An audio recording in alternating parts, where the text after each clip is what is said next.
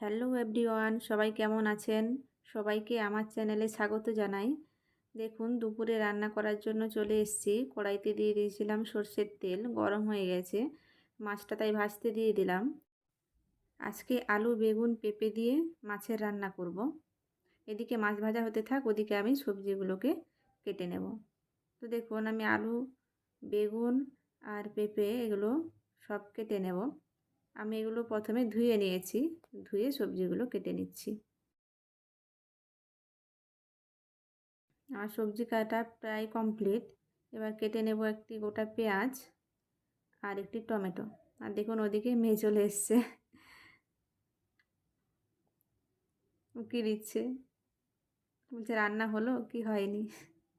তো দেখুন বন্ধুরা, পেঁয়াজটা কাটা হয়ে গেছে, সবজিগুলো তুলে রাখবো।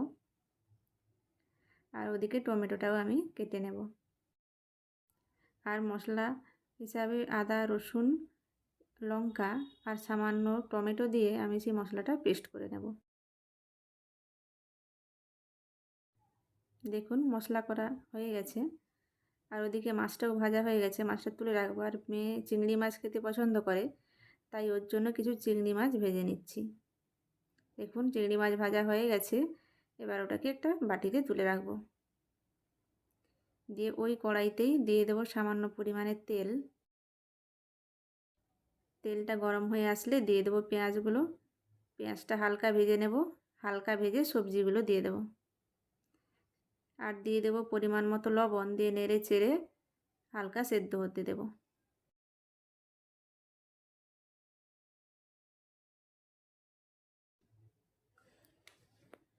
দিয়ে দেবো ঢাকা। দেখুন, সবজিগুলো আধা সেদ্ধ হয়ে গেছে। এবার কিন্তু আমি পেস্ট করে রাখা মশলাটি দিয়ে দেব। দিয়ে মশলার সঙ্গে আমি সবজিগুলোকে কষিয়ে নেব। দেখুন, সবজির সঙ্গে মশলাটা অনেক আধা কষানো হয়ে গেছে। এবার দিয়ে দেবো হলুদের গুঁড়ো। হলুদের গুঁড়ো দিয়ে সামান্য জল দিয়ে ভালো করে আমি এবার সবজিটাকে কষিয়ে নেব।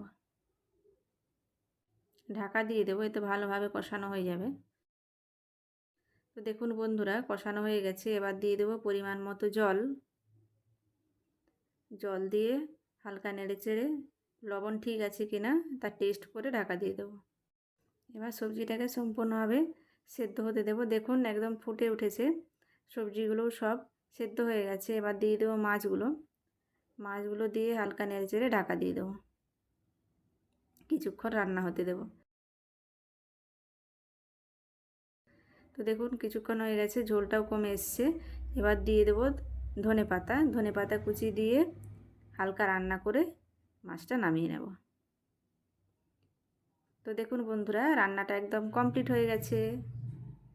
তো বন্ধুরা, ভিডিওটা আমি এখানেই শেষ করছি। আর রেসিপিটা কেমন লাগলো অবশ্যই কমেন্টে জানাবেন। সবাই সুস্থ থাকবেন, ভালো থাকবেন।